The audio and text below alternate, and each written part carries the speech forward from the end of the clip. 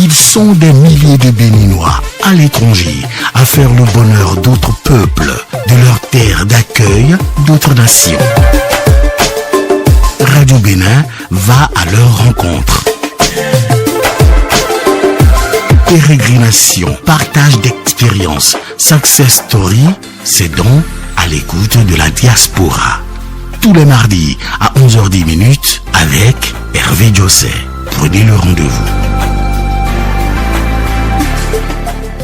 Vous suivez à l'écoute de la diaspora en direct sur Radio Bénin.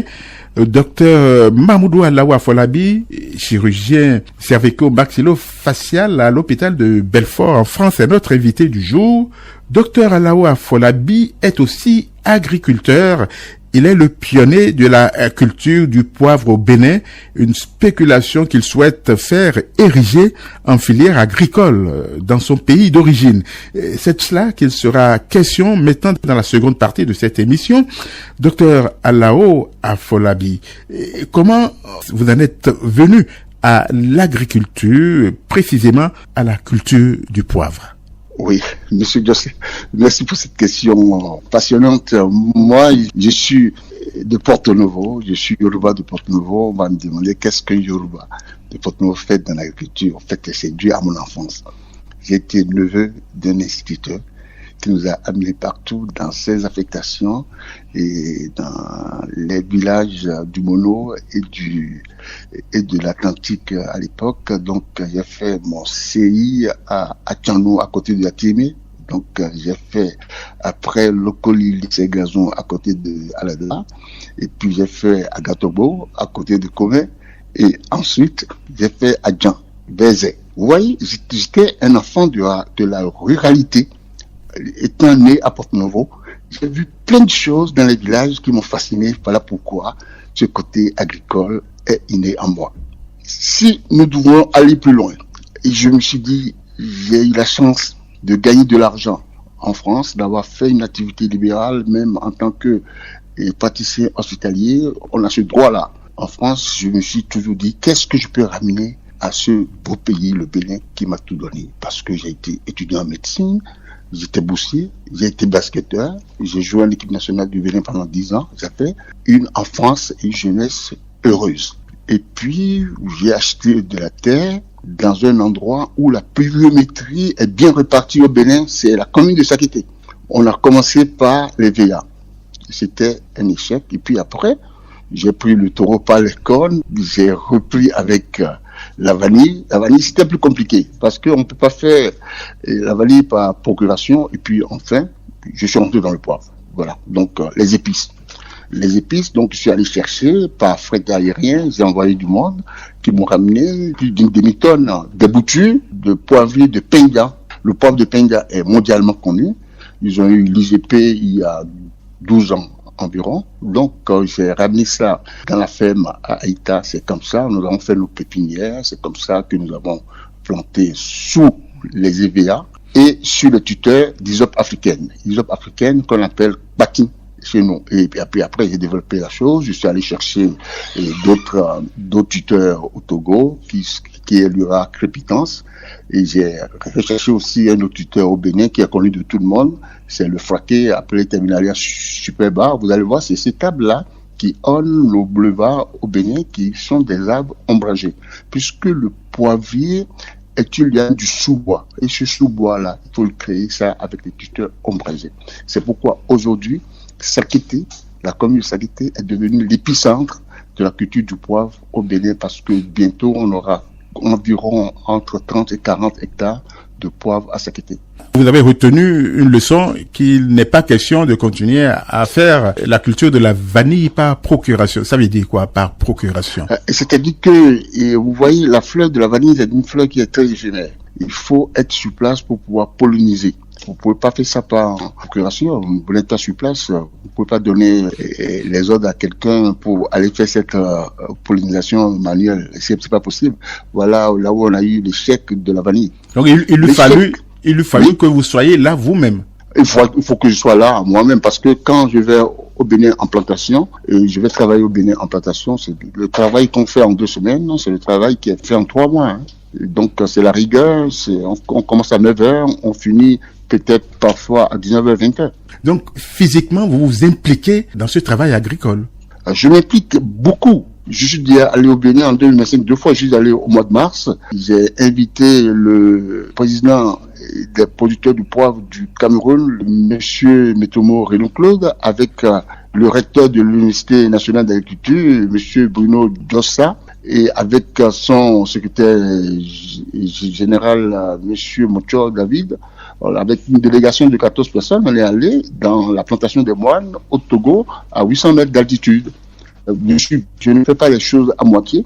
Et même l'Université nationale d'agriculture à Sakété, à Ita, a sa petite plantation de poivre qui a commencé parce on leur a donné des plants de sablier, ils ont planté et ça marche super bien. Je suis bien impliqué dedans, donc je suis revenu après, au mois de mai-juin, suivre les plantations de sablier à Yuko, parce que avec mon groupe de médecins de la diaspora, on est une dizaine de médecins de la diaspora répartis dans 4 pays. On a créé une association, on a acheté tout un quartier, 20 hectares à côté du CMG de Yoko, où je suis venu suivre les travaux. On a planté au moins 6 hectares de sablier cette année. Vu votre implication personnelle et physique dans les travaux agricoles, est-ce qu'il ne serait pas plus juste, plus facile de faire de la formation de personnel à qui confier et puis la suite des travaux quand vous n'êtes pas là? Ça fait un transfert de compétences qui serait profitable pour le secteur au Bénin. Oui, justement, j'ai un chef de production, monsieur Gafao Adado Gabo, qui est mon cousin que je salue. Mais nous faisons des journées portes ouvertes. C'est des journées portes ouvertes gratuites, ou parfois même je fais manger à nos invités. La culture du poivre n'est pas facile. Il faut 4 ans de travail assidu pour une plantation qui va durer plus de 60 ans. Et nous faisons ça. Transfert de compétences, je le fais. Si je ne le fais pas, je ne peux pas donner des plants de sablier à l'Université nationale d'agriculture. Je ne peux pas donner 10 000 graines au lycée agricole de Agawere. Je ne peux pas mettre des plantations de poivre dans les écoles primaires publiques et rurales de Sakété et de la vallée. Donc, vous avez vu que nous avons mis en place à l'école primaire publique rurale de Itamère dans la commune de Sakété une plantation de poivre pour l'autonomisation financière des cantines scolaires. Ça, c'est une idée qui est venue de moi. On n'a pas fait que dans cette école. On a mis dans 6 autres écoles. C'est l'école de Itamère qui a pris. Et l'école de Itamère a vendu en 2024 pour 1 million de francs de plants de sablier issus des cabosses des sabliers qu'ils ont plantés en moins de 2 ans. Vous voyez, ces 1 million de francs ont permis de reconstruire la cuisine de l'école pour 400 000 francs et les 600 000 francs restants sont allés pour la cantine scolaire afin qu'un enfant ne soit pas renvoyé pour 25 francs. Qui sont ceux qui utilisent les plants de sablier?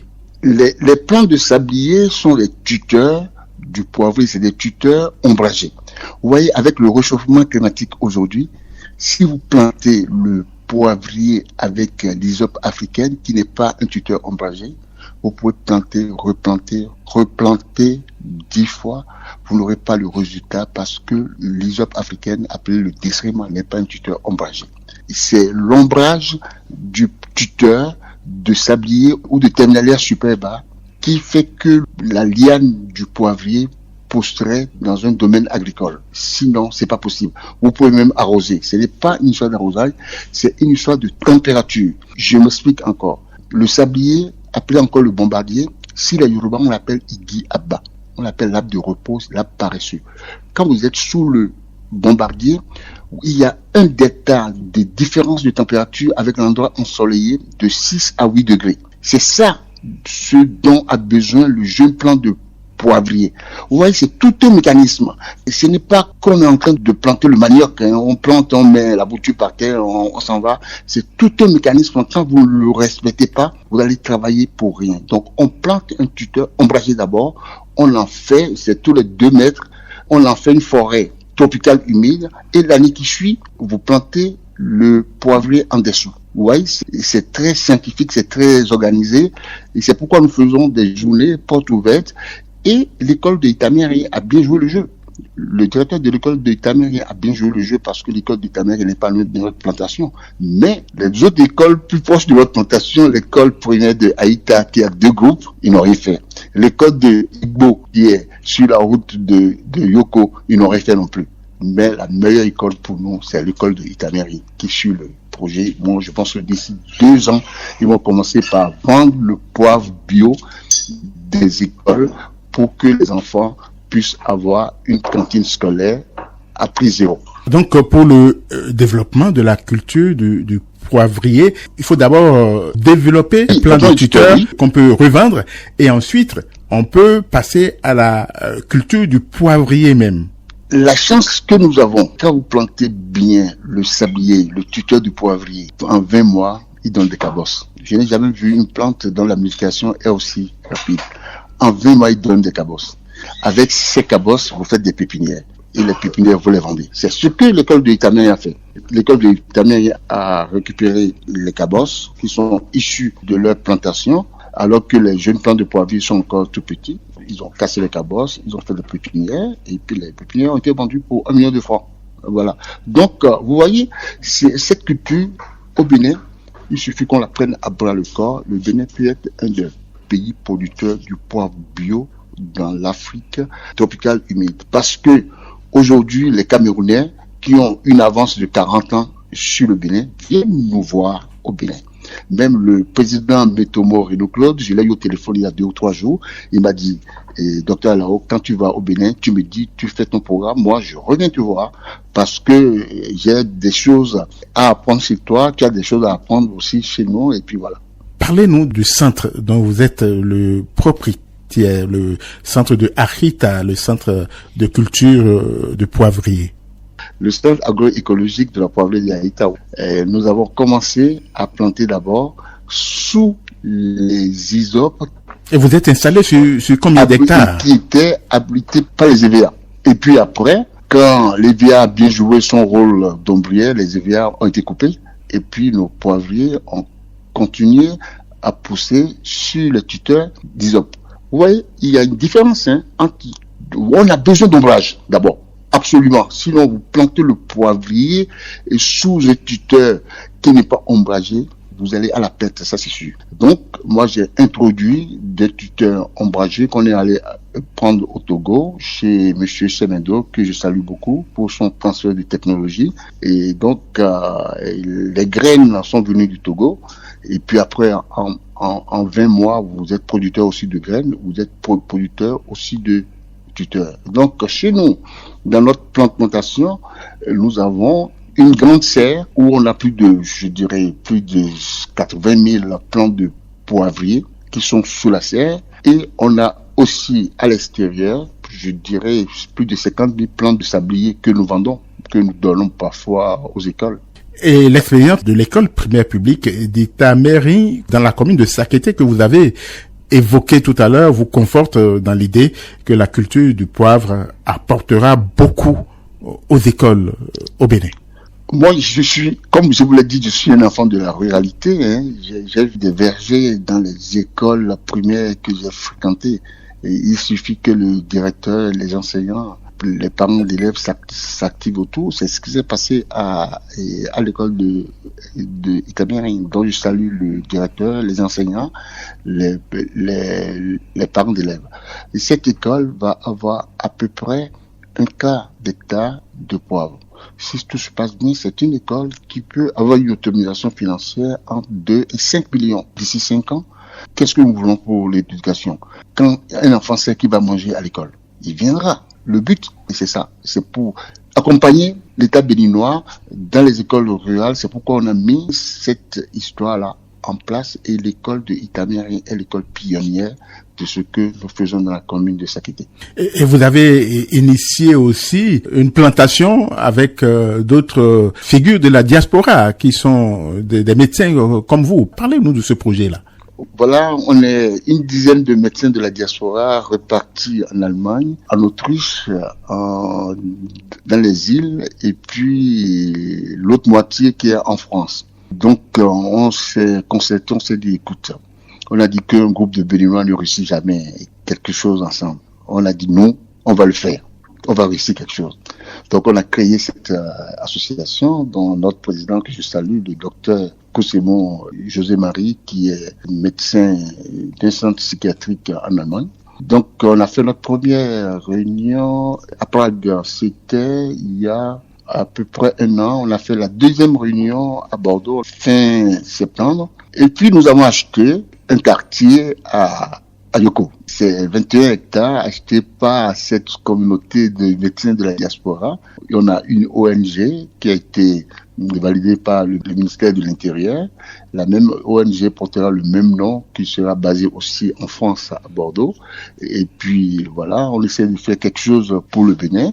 Donc c'est un quartier de 21 hectares et qui appartient à 14 personnes de la diaspora. Et présentement, où en est le projet? Actuellement, on a déjà planté 6 hectares de tuteurs de sablier. Si tout va bien, à partir de prochaine saison de pluie, ces tuteurs seront ombragés et on pourra mettre le poivre en dessous. Alors, il y a de l'argent dans l'agriculture globalement et surtout dans la culture du poivre, et votre souhait, c'est que le Bénin en fasse une filière agricole. Oui. Vous voyez, le poivre du Bénin, je l'ai fait homologué par les épiceries Roelinger. Si les gens qui nous écoutent, Roelinger, c'est R-O-E-2-L-I-N-G-E-R. J'ai eu de la chance. Est-ce que c'est la chance? C'est le travail, au fait, d'abord, que je rencontre sur mon chemin, sur mon parcours, un de mes anciens chefs de tour, qui est très proche de Mathilde Roelinger, de Madame Mathilde Roelinger, que je salue de tout mon cœur, et qui m'a fait valider le poivre du Bénin qu'on peut vendre dans toutes les épiceries en France. Elle m'a fait valider aussi notre Atacon national, les Atacon. Allez dans l'épicerie, Roelinger, demander le prix du Atacon au kilo. C'est 235 € le kilo. Et en Occident, en France, l'Atacon sert à quoi, en fait? Au fait, c'est une épice, paraît-il que c'est aphrodisiaque. C'est une épice que les richissimes Français consomment à table dans les moulins à épices. Voilà. Et nous avons aussi d'autres épices africaines pour lesquelles elle m'a sollicité, qui sont en étude. Elle reviendra vers moi d'ici là et pour pouvoir valider des commandes. Voilà.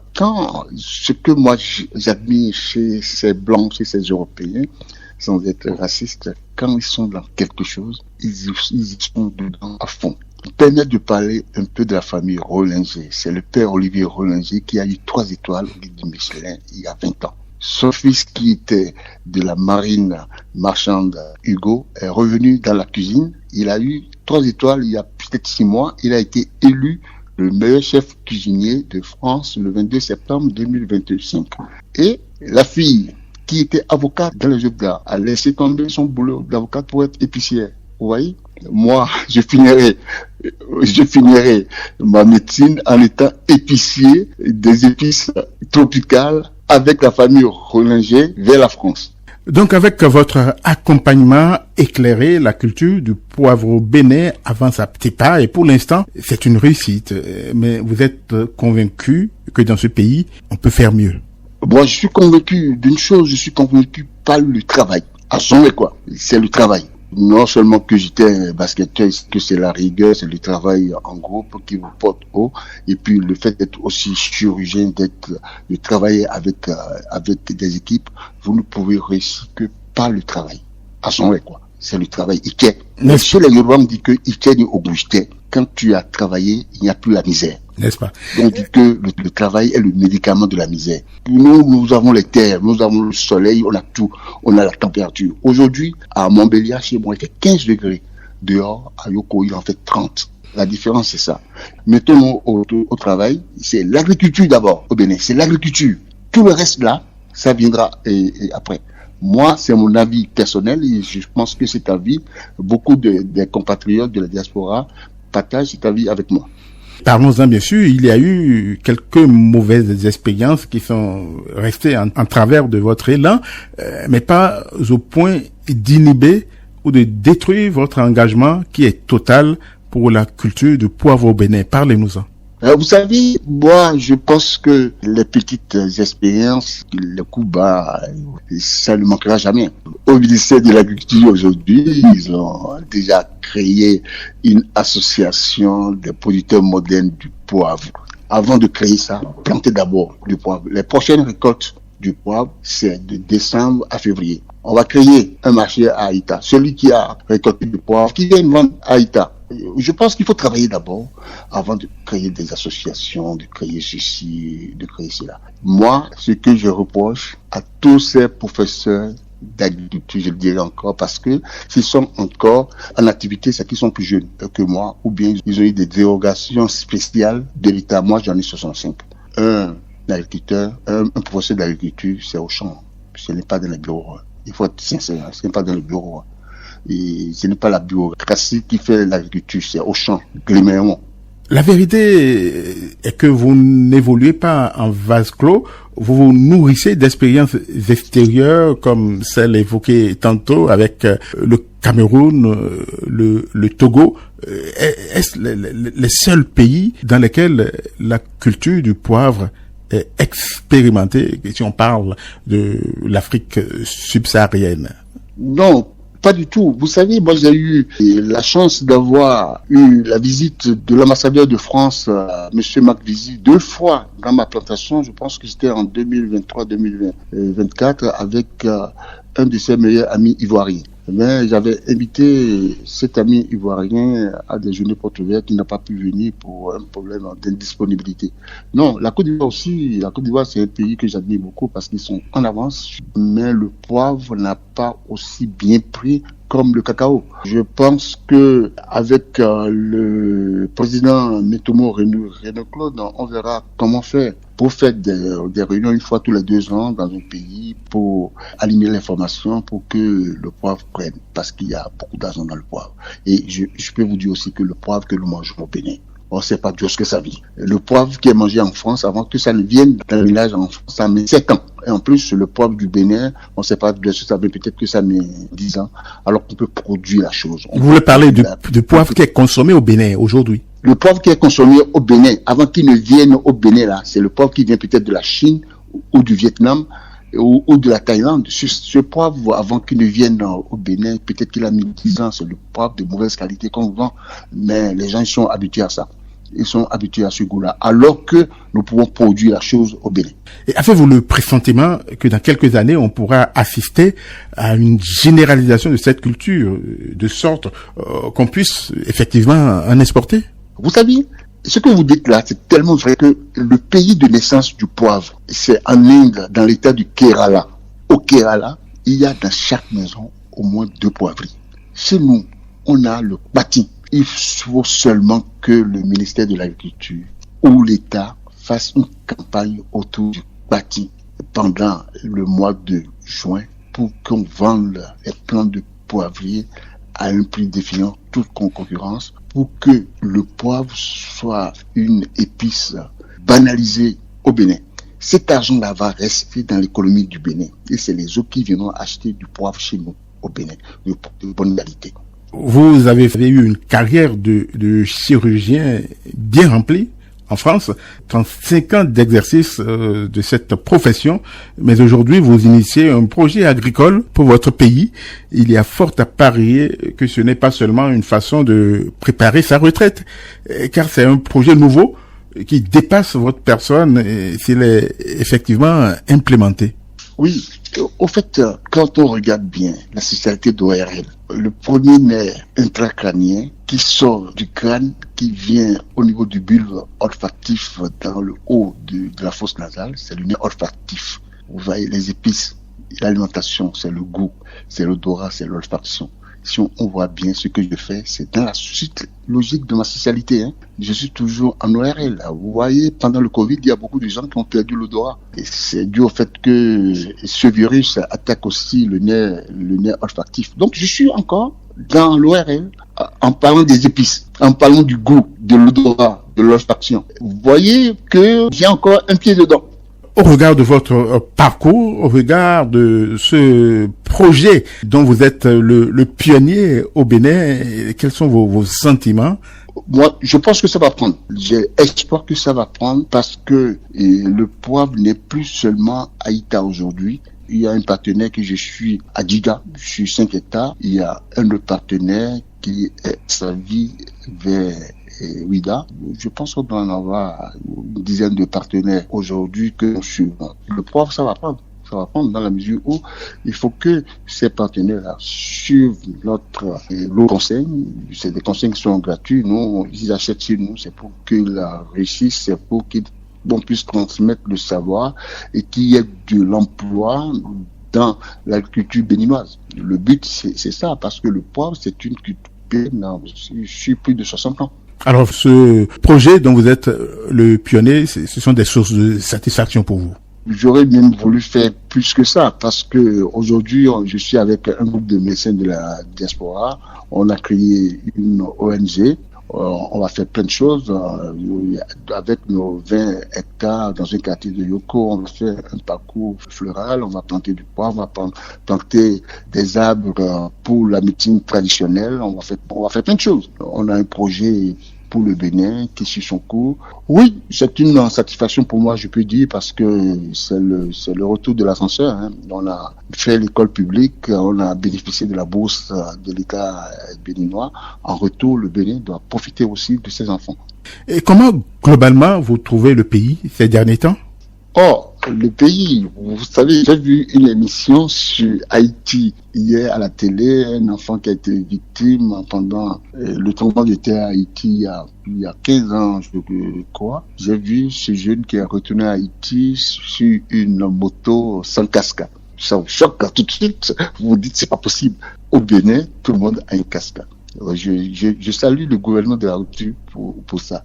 Ouais, quand on veut, on peut. Tous mes collègues, tous mes amis camerounais, ouais, moi j'ai été chercher le poivre du Cameroun en envoyant de l'argent, en envoyant par fret aérien. C'est pour vous dire qu'il faut qu'on se fasse confiance d'abord, nous les Africains. C'est important. Ouais, j'ai envoyé de l'argent au Cameroun.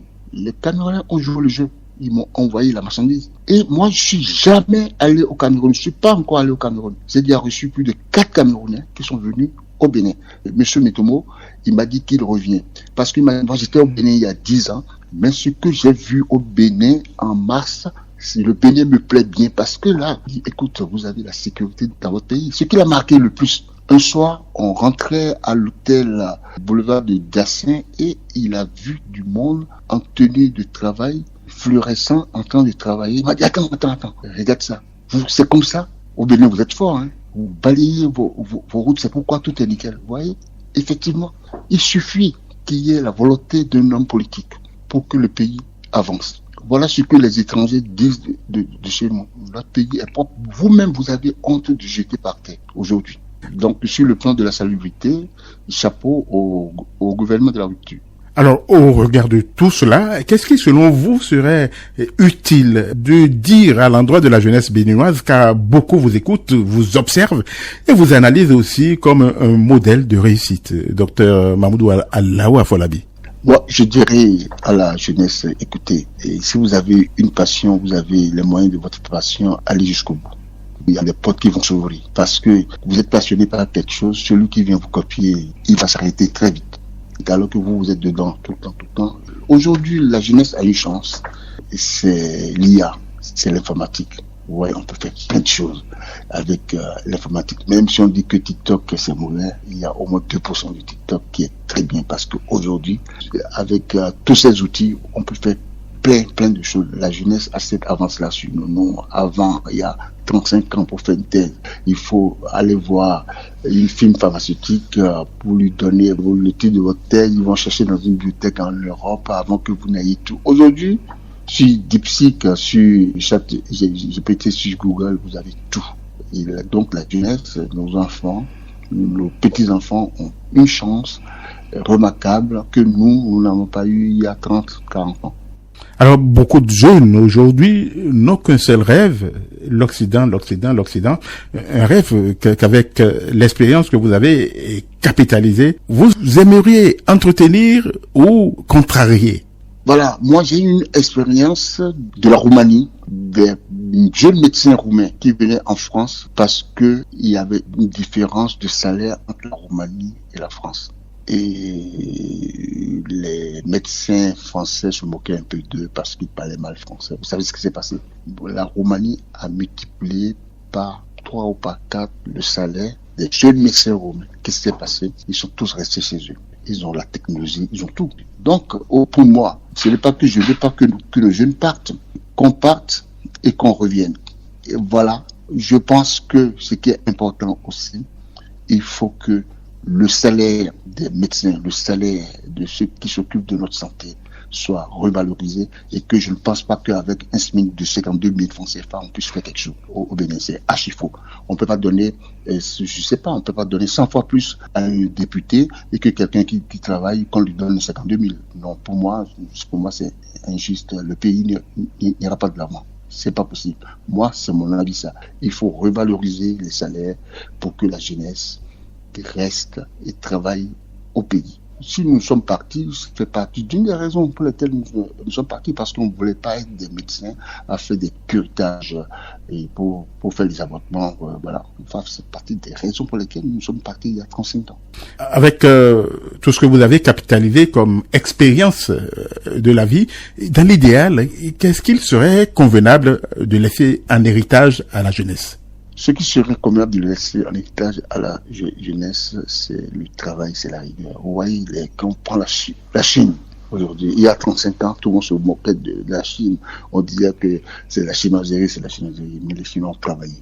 Ils ont copié. Ils ont même fait mieux que leurs ciblants. Ils ont tellement bien travaillé que les voitures chinoises électriques ne valent pas grand-chose. Tout ce qui est voiture européenne fabriquée en Allemagne n'a plus aucune valeur aujourd'hui. Donc pour moi, c'est le travail. C'est le travail. Rien que le travail. Docteur Mamoudou Alaoua Folabi, cette émission tire à sa fin. Un mot en guise de conclusion. Je suis fier d'être béninois. Je suis fier de mon pays, tout le monde en parle en bien. Il n'y a pas que le vaudon, il y a l'intellect, il y a aussi cette jeunesse béninoise qui est au sommet de l'informatique aujourd'hui. Quand vous entendez ça, ça fait vraiment plaisir. Merci beaucoup, monsieur José, pour cette émission. À l'écoute de la diaspora de ce mardi s'arrête ici. Nous étions avec Dr Mamoudou Alaoua Folabi, chirurgien cervico-maxillo-facial à l'hôpital de Belfort en France. Il a ceci de particulier et qu'il est aussi entrepreneur agricole. Il est notamment pionnier au Bénin de la culture du poivre avec sa ferme dénommée Centre agroécologique de la poivrière de Arita. Arita qui est une localité de la commune de Sakété. Il en a été question au cours de cette émission et surtout de cette initiative porteuse. Merci à vous, Dr Alaoua Folabi, d'être passé sur cette émission. Merci aussi à vous, chers amis auditeurs, d'avoir été des nôtres tout au long de cette émission. Parfaite Bossi Ponon en a assuré la mise en onde. Rendez-vous mardi prochain pour un autre numéro de À l'écoute de la diaspora. À l'écoute de la diaspora. À l'écoute de la diaspora, Hervé José.